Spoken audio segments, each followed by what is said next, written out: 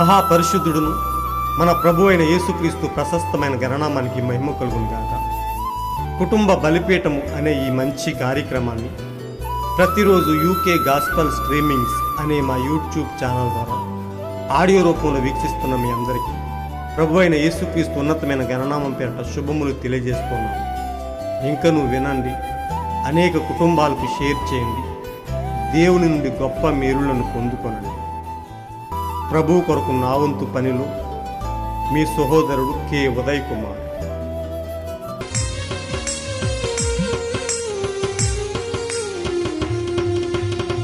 కన్నీళ్ళే పానములైనా, కఠిన దుఃఖ బాధలైనా, స్థితిగతులే మారినా, అవకాశం చేజారినా,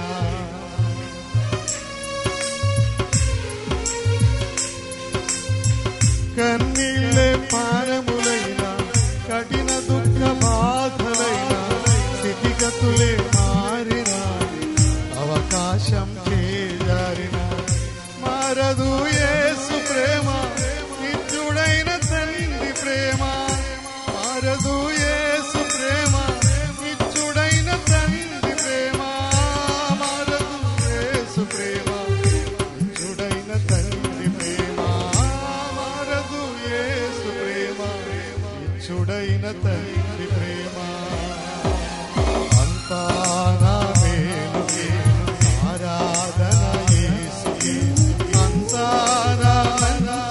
తన చిత్తమునకు తల వంచితి, తన చిత్తమునకు తల వంచితి. ఆరాధన ఆపను, స్తుతించుట మానను. ఆరాధన ఆపను, స్తుతించుట మానను, స్తుతించుట మానను. ఒక కుటుంబ బలిపీఠం వాల్యూమ్ 1 నుండి 200వ రోజు, జూలై 19వ తేదీ. అంశము: ఆ శాఖలు నన్ను ద్వేషిస్తాయని నాకు తెలుసు. ఈ అంశము కొరకు కొంత వాక్య భాగాలను చదువుకుందాం. 2వ కొరింథీ 10వ అధ్యాయము 16, 17, 18 వచనములు. మీ ఆవలి ప్రదేశములలో కూడా సువార్త ప్రకటించున్నట్లుగా మేము మీ మూలముగా గణపరచబడదుమని నిరీక్షించుచున్నామే గాని మరి ఒకని మేరలో చేరి సిద్ధమై ఉన్నవి మావై ఉన్నట్టు అతిశయింపఘోరము. అతిశయించువాడు ప్రభువునందే అతిశయింపవలను. ప్రభు మెచ్చుకునివాడే యోగ్యుడు గాని తన్ను తానే మెచ్చుకునివాడు యోగ్యుడు కాడు. మత్తయి 10వ అధ్యాయము 22వ వచనము. మీరు నా నామము నిమిత్తం అందరి చేత ద్వేషించబడుదురు, అంతం వరకును సహించువాడు రక్షింపబడును. ఈ అంశము కొరకు సమకూర్చబడిన వర్తమాన భాగాన్ని చదివి విందాం. ముగింపులో నేను ఇలా చెబుతాను. కొంతకాలం క్రితం నేను ఒక న్యాయమూర్తి గురించి ఒక కథను చదువుచున్నాను. అతను ఒక నీతిమంతుడు, మంచివాడు, ప్రేమించబడ్డాడు. మరియు నగరంలో చాలామంది వ్యక్తులున్నారు. వారు దేనితోనైనా జీవించగలరని భావించారు. కాబట్టి వారికి పుష్కలంగా ఉంది. కాబట్టి వారు ఒక అపఖ్యాతి పాలైన ఇంటిని తెరిచారు. మద్యం దుకాణం, మద్యం అలాంటిది ప్రతిదీ నడిపారు. ఇది చట్ట విరుద్ధం. మరియు వారు చట్టము ద్వారా సమైక్య వ్యక్తిచే పట్టుబడ్డారు. మరియు వారు కోర్టుకు తీసుకురాబడ్డారు. మరియు నగరంలోని ప్రజలందరూ, చిన్న నగరం, గుమికూడినప్పుడు ఈ వ్యక్తి అక్కడ చాలా పనులు చేశాడని వారికి తెలుసు. అపఖ్యాతి పాలైన ప్రదేశాన్ని నడిపిన వ్యక్తి. మరియు వారు న్యాయస్థానం ఆ వ్యక్తిని దోషిగా గుర్తించెను, ఎందుకంటే అతడు బహిరంగంగా పట్టబడ్డాడు. ఆపై న్యాయమూర్తి అతన్ని దోషిగా నిర్ధారించి అనేక సంవత్సరాలు జైలు శిక్ష విధించాడు. బాండ్ లేకుండా, అప్పీలు లేకుండా, లేదా ఏమీ లేకుండా అతన్ని పంపాడు. ఎందుకంటే చట్టం చదివినది అదే. కోర్టు బయట ఉన్న జనం అతన్ని కించపరిచి, నీకు తెలుసా ఏమిటో, ఈ పట్టణంలోని ప్రతి ఒక్కరూ నిన్ను ద్వేషిస్తారు అని అన్నారు. ఆ వ్యక్తిపై అటువంటి నిర్ణయం తీసుకున్నందుకు వాళ్ళు నిన్ను ద్వేషిస్తారు. వారంతా జోదగాళ్లే. మేమంతా నిన్ను ద్వేషిస్తాము, మళ్ళీ నిన్ను ఎన్నడూ ఎన్నుకోము. మేము ఎప్పటికీ మాలో ఒకటిగా నిన్ను చేయుటకు నీకు ఓటు వేయము అనిరి. అతను వీధిలోకి వెళుతూ ఉండగా వారు అతనిని ఎగతాళి చేస్తూ ఉండిరి. అతడు ఒక నిమిషం నిలబడి ఇలా అనెను, నన్ను ఒక మాట చెప్పనివ్వండి. నేను నా విధిని సరిగ్గానే చేశాను. ఆ వ్యక్తి దోషి. అతను ఎవరైనా సరే, నేను కాపాడుతానని ఏ చట్టం మీద ప్రమాణం చేశానో ఆ చట్టం ప్రకారం నేను అతనికి శిక్ష విధించవలెను. గనుక నేను నా విధి ధర్మాన్ని జరిగించాను. వారు ఈ పట్టణంలో నిన్ను ద్వేషిస్తున్నారు. అతడు ఇంకను ఇలా అన్నాడు, బయట మీరు నన్ను ద్వేషించిన నా ఇంట్లో నా ప్రజలచే నేను ఎంతో ప్రేమించబడ్డాను. మీరును ఆ క్షమాపణను వ్యక్తీకరిస్తే మనము కూడా అలాగునే అనుకోవచ్చును. నేను దేనికోసం రక్షించబడ్డాను? దానికోసం, అనగా దేవుని వాక్యం కోసం నిలబడ్డాను. నేను చెప్పే విషయాల కోసం మత శాఖలు నన్ను ద్వేషిస్తాయని నాకు తెలుసు. కానీ ఆయన ఇంట్లో ఆయన ప్రజల మధ్య నేనెంతో ప్రేమించబడ్డాను. శిబిరం వెలుపల అనే వర్తమాన భాగం నుండి సేకరింపబడిన అద్భుతమైన అంశము. మహాగొప్ప దేవుడును మన ప్రభు అయిన యేసుక్రీస్తు నామానికి మహిమ ఘనత ప్రభావములు కలుగునుగాక.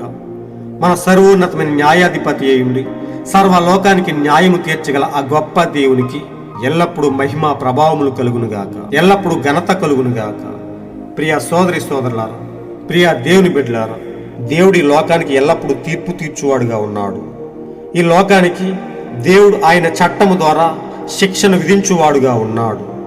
ఈ లోకము ఆయన చట్టాన్ని దాటి, ఆయన వాక్య క్రమాన్ని దాటి వెళ్ళిపోతూ ఉన్నప్పుడు దేవుడు వారిని ఆయన చట్టము ద్వారా దోషులుగా నిలబెడుతూ ఉన్నాడు, దోషులుగా శిక్షిస్తూ ఉన్నాడు. ఓ ప్రియ సోదరి సోదరులారా, ఓ ప్రియ స్నేహితులారా, దేవుడు మన కొరకు పంపిన గొప్ప వాక్యాన్ని బట్టి, ఆయన వాక్య చట్టాన్ని బట్టి, ఆయన చట్టాన్ని అనుసరిస్తూ ముందుకు నడుస్తున్న ఆయన ప్రజలను బట్టి, ఆ ప్రజలలో మనం ఉండుటను బట్టి మనం ఎంతో ధన్యులమై ఉన్నాము. మన చట్టము ఎంతో ఉన్నతమై ఉన్నది. ఆ చట్టము వాక్యమై ఉన్నది. ప్రియ సోదరి సోదరులారా, ఆ వాక్యం అనగా దేవుడై ఉన్నాడు. ఆయనే సర్వోన్నతమైన న్యాయాధిపతిగా ఉండి, ఆయనే సుప్రీం జడ్జిగా ఉండి సమస్తానికి న్యాయం తీర్చువాడుగా ఉన్నాడు. ఓ ప్రియ సోదరి సోదరులారా, ఓ ప్రియ దేవుని బిడ్డలారా, మనం ఎంతో ధన్యులమై ఉన్నాము. ఆయన చట్టము ద్వారా మనల్ని ఇంకా ఉన్నతులుగా తీర్చిదిద్దుతూ ఉన్నాడు. మనలను తీర్పులోనికి కాక తీర్పు నుండి దాటించి జీవంలోనికి ప్రవేశించు రీతిగా ఆయన వాక్యము చేత మనలను బలపరుస్తూ, మనలో విశ్వాసాన్ని పెంపొందింపజేస్తూ, మనము దోషులముగా కాక నిర్దోషులముగా ఆయన చట్టం ముందు నిలుపుతూ ఉన్నాడు. ఆయనే మనల్ని నీతిమంతులుగా తీర్చిదిద్దుతూ ఉన్నాడు. ప్రియ సోదరులారా, ఇక్కడ మనం చదువుకున్న అంశంలో దాగి ఉన్న కొద్ది భావాన్ని తెలుసుకుందాం. ప్రవక్త అంటున్నాడు, ఒక న్యాయమూర్తి గురించి ఒక కథ చదువుతున్నాను. అతడు ఒక నీతిమంతుడు, అతడు మంచివాడు, అతడు తన ప్రజల చేత ప్రేమించబడ్డాడు. అయితే ఆ నగరంలో చాలామంది వ్యక్తులు ఉన్నారని, వారు చాలా గొప్పవారని, వారు దేనితోనైనా జీవించగలరని, వారి యొక్క సొంత శక్తులను బట్టి, వారి ఆస్తి అంతస్తులను బట్టి, వారికున్న సామర్థ్యాలను బట్టి వారు అతిశయిస్తూ ఉన్నారని, వారు ఏమైనా చేయగలమనే గర్వంతో ఉన్నారని, వారు తమ సొంత కార్యాలను బట్టి అతిశయించేవారుగా ఉన్నారని ప్రవక్త చెప్తూ ఉన్నాడు. ఇక్కడ మనం చదువుకున్న వాక్యంలో అతిశయించువాడు ప్రభువునందే అతిశయింపవలెను, ప్రభు మెచ్చుకునివాడే యోగ్యుడు గాని తన్ను తానే మెచ్చుకునివాడు యోగ్యుడు కాడు. ప్రియ సోదరులారా, కానీ ఈ ప్రజలు వారు తమ సొంత శక్తి సామర్థ్యాలను బట్టి, వారి బలాన్ని బట్టి, వారి బ్యాక్గ్రౌండ్ను బట్టి వారు అతిశయిస్తూ ఉన్నారు. వారు ఆ పట్టణంలో ఏ కార్యాలైనా చేయగలవారై ఉన్నారని ప్రవక్త చెప్తూ ఉన్నాడు. కాబట్టి వారు ఒక అపఖ్యాతి పాలైన ఇంటిని తెరిచారు. మద్యం దుకాణం అలాంటిది ప్రతిదీ నడుపుతూ ఉన్నారు. అది చట్ట విరుద్ధం. వారు చట్టము ద్వారా సమైక్య వ్యక్తిచే పట్టుబడ్డారని కోర్టు వారికి శిక్ష విధించినట్టుగా మనం చూస్తూ ఉన్నాం. వారు కోర్టుకు తీసుకురాబడ్డారు మరియు నగరంలోని ప్రజలందరూ గుమికూడి ఈ వ్యక్తి ఇక్కడ చాలా పనులు చేశాడని వారికి తెలుసు. అపఖ్యాతి పాలైన ప్రదేశాన్ని నడిపిన వ్యక్తి. మరియు వారు ఆ న్యాయస్థానం ఆ వ్యక్తిని దోషిగా గుర్తించినని తెలుసుకొనెను. ఎందుకంటే అతడు బహిరంగంగా పట్టబడ్డాడు. ఆపై న్యాయమూర్తి అతని దోషిగా నిర్ధారించి అనేక సంవత్సరాలు జైలు శిక్ష విధించాడు. ప్రియ సోదరి సోదరులారా, ప్రియ దేవుని బిడ్డలారా, మన అతిశయము, మన సామర్థ్యము ఏమీ కాదని మనం తెలుసుకోవలసిన వారమై ఉన్నాము. మనం ప్రభువునందే అతిశయించవలసిన వారమై ఉన్నాము కానీ మన సొంత సామర్థ్యాన్ని బట్టి కాదు. ప్రభు మెచ్చువాడే యోగ్యుడై ఉన్నాడని, ఆయనలోని మనకు రక్షణని, ఆయనలోనే మనకు సమస్తము దొరుకుతుందని మనం ఎరగవలసిన వారమై ఉన్నాము. ప్రియ సోదరి సోదరులారా, తన అతిశయాన్ని బయలుపరుచుకునే ఆ గొప్ప వ్యక్తిని కోర్టు దోషిగా నిర్ధారించినప్పుడు, కోర్టు అతనికి జైలు శిక్ష విధించినప్పుడు అతనికి అర్థమైంది. ప్రియ సోదరి సోదరులారా, కోర్టు యొక్క చట్టము అతన్ని దోషిగా నిర్ధారించింది. ఆ వ్యక్తిపై అటువంటి నిర్ణయం తీసుకున్నందుకు వాళ్ళు నిన్ను ద్వేషిస్తారు. వారందరూ జోదగాళ్లే, మేమంతా నిన్ను ద్వేషిస్తాము, మళ్ళీ నిన్ను ఎన్నడూ ఎన్నుకోము, మేము ఎప్పటికీ మాలో ఒకడిగా నిన్ను చేయుటకు నీకు ఓటు వేయము అనిరి. అతను వీధిలోకి వెళుతుండగా వారు అతనిని ఎగతాళి చేస్తూ ఉండిరి. అతను ఒక నిమిషం నిలబడి ఇలా అనెను, నన్ను ఒక మాట చెప్పనివ్వండి, నేను నా విధిని సరిగ్గానే చేశాను. ఆ వ్యక్తి ఒక దోషి. అతను ఎవరైనా సరే, అతడు ఎంత గొప్పవాడైనా, అతడు ఎంత అతిశయించుకున్నా, అతనికి తన సొంత సామర్థ్యం ఎంత ఉన్నా, అతను కోర్టు ముందు ఒక దోషిగా నిర్ధారించబడ్డాడు. నేను కోర్టుకు కాపాడుతానని ఏ చట్టం మీద ప్రమాణం చేశానో ఆ చట్ట ప్రకారం నేను అతనికి శిక్ష విధించవలను గనుక నేను నా విధి ధర్మాన్ని జరిగించాను. ప్రియ సోదరులారా, వారందరూ ఆ నీతిమంతుడైన న్యాయమూర్తిని పట్టుకుని హేళన చేస్తూ అతన్ని వేధిస్తూ ఉన్నారు. వారందరూ జోదగాళ్లుగా ఉండి, వారందరూ మోసగాళ్లుగా ఉండి, వాక్యానికి దూరంగా ఉండి, వాక్య చట్టాన్ని పక్కకు పెట్టి, వారందరూ తమ సొంత జీవితాలను బట్టి అతిశయించుకుంటూ వాక్య చట్టానికి లోబడని వారుగా ఉన్నారు. వారందరూ ఆ నీతిమంతుడైన న్యాయమూర్తిని ద్వేషిస్తూ ఉన్నారు. నిన్ను ఎప్పటికీ మేము మాలో చేర్చుకోము, నిన్ను మేము ద్వేషిస్తాము, నిన్ను ఎప్పుడు మళ్ళీ ఎన్నుకోము.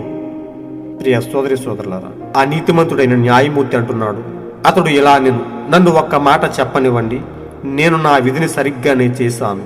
ఆ వ్యక్తి దోషి. అతను ఎవరైనా సరే, నేను కాపాడుతానని ఏ చట్టం మీద ప్రమాణం చేశానో ఆ చట్ట ప్రకారం నేను అతనికి శిక్ష విధించవలను గనుక నేను నా విధి ధర్మాన్ని జరిగించాను. ప్రియ సోదరి సోదరులారా, ప్రియ దేవుని బిడ్డలారా, ఈరోజు దేవుని చట్టాన్ని పట్టుకుని మన ముందుకు వచ్చిన మన ప్రవక్త కూడా అలానే చేశాడు. మన ప్రవక్త ఆ నీతిమంతుడైన న్యాయమూర్తికి సాదృశ్యంగా ఉన్నాడు. ఈ లోకములో వాక్య చట్టానికి బయట ఉండి వారు తమ సొంత సిద్ధాంతాలను బట్టి అతిశయిస్తూ వారి యొక్క పారంపర్య ఆచారాలను చేసుకుంటూ, హేయమైన కార్యాలు చేసుకుంటూ, చట్ట విరుద్ధమైన కార్యాలు చేసుకుంటూ, అనగా వాక్య చట్టానికి విరుద్ధమైన కార్యాలు వారు జరిగించుకుంటూ, వారు తమ సొంత సిద్ధాంతాల్లో ఉండి వాక్య చట్టం ముందు దోషులుగా నిలబడుతూ ఉన్నారు. ఆ వాక్య చట్టాన్ని పట్టుకుని మన ముందుకు వచ్చిన ఈ కాలపు ప్రవక్త మన విలియం బ్రనహాం ఆ నీతిమంతుడైన న్యాయమూర్తికి సాదృశ్యంగా ఉన్నాడు. మన ప్రవక్త అంటున్నాడు, నేను వాక్య చట్టాన్ని పట్టుకుని ఆ సర్వోన్నతమైన న్యాయాధిపతి ముందు ప్రమాణం చేశాను. నేను చట్ట ప్రకారం ఏదైతే జరిగించాలో అదే విధముగా ఈ లోకానికి వచ్చి దేవుని వాక్యాన్ని బోధించి వాక్య చట్టానికి బయట ఉన్న అనేక మందిని దోషులుగా నిర్ధారించవలసి ఉన్నది. తమ సొంత సిద్ధాంతాలను చెప్పుకుంటూ తమ సొంత సిద్ధాంతాలపై ఆధారపడి అతిశయిస్తున్న వారిని దేవుని చట్టము చేత దోషులుగా గుర్తించవలసిన అవసరం ఉన్నదని, ఆ వాక్య చట్టం ముందు నేను చేసిన ప్రమాణాన్ని బట్టి నా విధిని నేను సక్రమంగానే నిర్వర్తిస్తున్నానని ప్రవక్త చెప్తూ ఉన్నాడు. ఆ నీతిమంతుడైన న్యాయమూర్తిని వారందరూ హేళన చేస్తున్నప్పుడు ఆ న్యాయమూర్తి చెప్పిన రీతిగానే నేను కాపాడుతానని ఏ చట్టం మీద ప్రమాణం చేశానో ఆ చట్ట ప్రకారం నేను అతనికి శిక్ష విధించవలను. నా విధి ధర్మాన్ని నేను జరిగించాను. ఈరోజు మన ప్రవక్త కూడా అంటున్నాడు, నేను దేవుని ముందు ఏ ప్రమాణం చేశానో అదే సత్యమైన వాక్య చట్టాన్ని పట్టుకుని ఈ లోకాన్ని దోషిగా నిర్ధారించడానికి నేను వచ్చానని, వాక్య చట్టానికి బయట ఉన్న ప్రతి ఒక్కరిని నేను గుర్తించి దోషులుగా నిర్ధారించవలసి ఉన్నదని, దోషులుగా నిలబెట్టవలసి ఉన్నదని, చట్టం ముందుకు తీసుకురావలసి ఉన్నదని ఆయన చెప్తూ ఉన్నాడు. ప్రవక్త అంటున్నాడు, ఈ పట్టణంలో నన్ను ద్వేషించిన, వాక్యానికి బయట ఉన్న వారందరూ నన్ను ద్వేషించిన, నన్ను ఎంత హేళన చేసినా, నన్ను నిందించిన నా ఇంట్లో నా ప్రజలచే నేను ఎంతో ప్రేమించబడ్డాను. ప్రియ సోదరులారా, వాక్య చట్టానికి లోపల ఉన్నవారు దేవుని వాక్యాన్ని పట్టుకుని ఆ చట్టం ప్రకారము యథార్థముగా జీవిస్తున్న వారిచే నేను ప్రేమించబడుతున్నానని, వాక్య చట్టానికి బయట ఉన్నవారు నన్ను ద్వేషించినా, నన్ను ఎంత హింసించినా నాకు ఏమీ కాదని ఆయన చెప్తూ ఉన్నాడు. దేవుని వాక్య చట్టాన్ని దాటి బయటకు వెళ్ళిపోయిన ఈ సంఘశాఖలన్నీ ఈ కాలానికి పంపబడిన ఆ ప్రవక్తను, ఆ వాక్య చట్టాన్ని పట్టుకుని వచ్చిన ఆ ప్రవక్తను ద్వేషిస్తూ ఉన్నారు, అతన్ని హేళన చేస్తూ ఉన్నారు.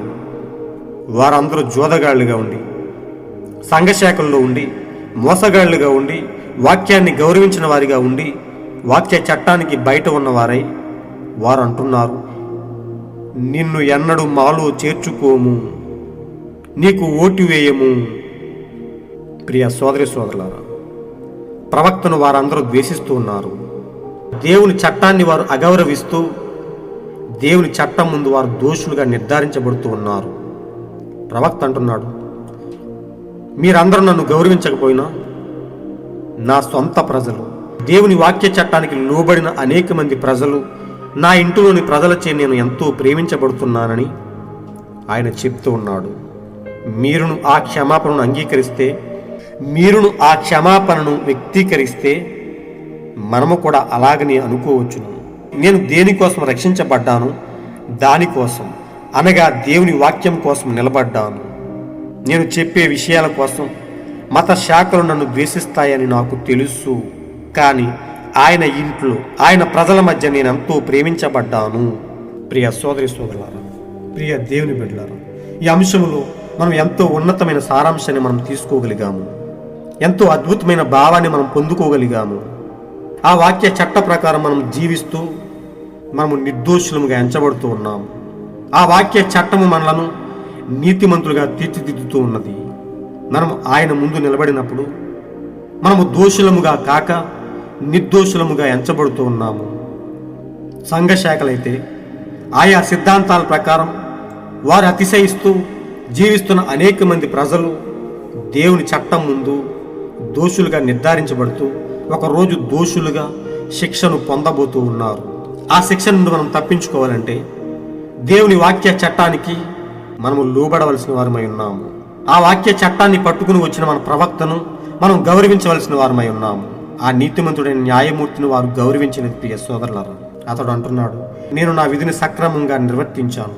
నేను ఏదైతే ప్రమాణం చేశానో, దోషులను శిక్షిస్తానని, న్యాయాన్ని కాపాడుతానని ఏదైతే ప్రమాణం చేశానో అదే పనిని నేను చేశానని, మీరు నన్ను నిందించవలసిన అవసరం లేదని ఆ నీతిమంతుడైన న్యాయమూర్తి చెప్పినట్లుగానే ఈ గడియ కొరకు పంపబడిన మన ప్రవక్త మన ముందు వాక్య చట్టాన్ని పట్టుకుని ఒక న్యాయమూర్తిగా వచ్చాడు.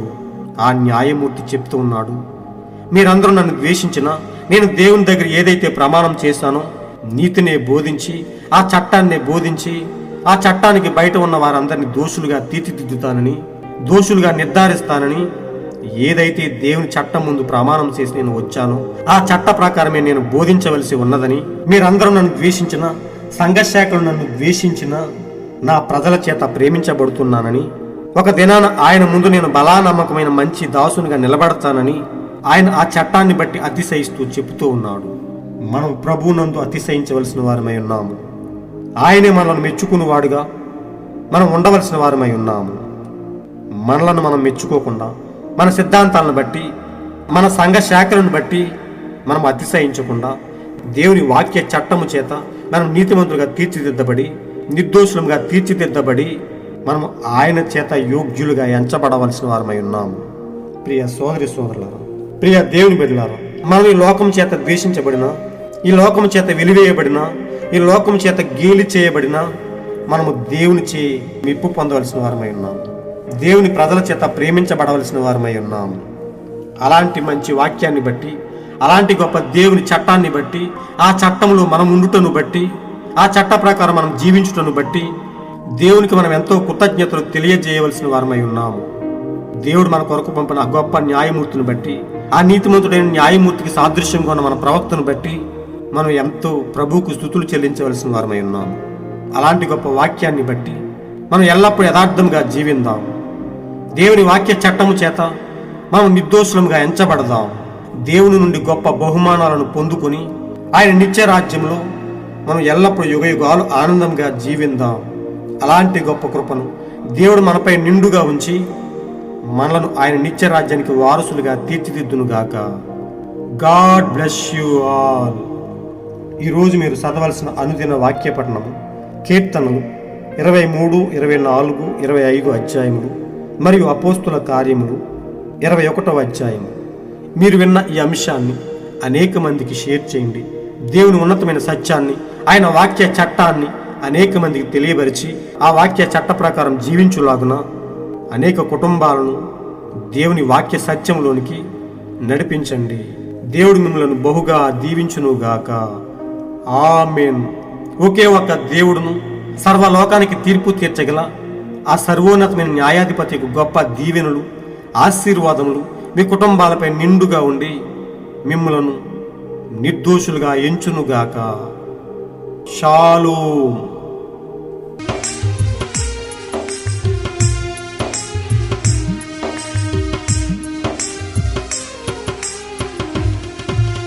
సంకల్పాన పిలుపొంది నిన్నే ప్రేమించు నాకు సమస్తము సమకూడి మేలుకై జరుగును.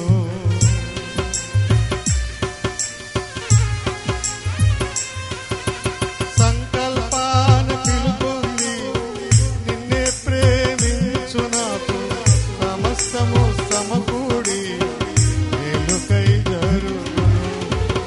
యేసుని స్వరూప్యము నేను పొందాలని, యేసుని స్వరూప్యము నేను పొందాలని అనుమతించిన విలువైన సిలువకై, అనుమతించిన విలువైన సిలువకై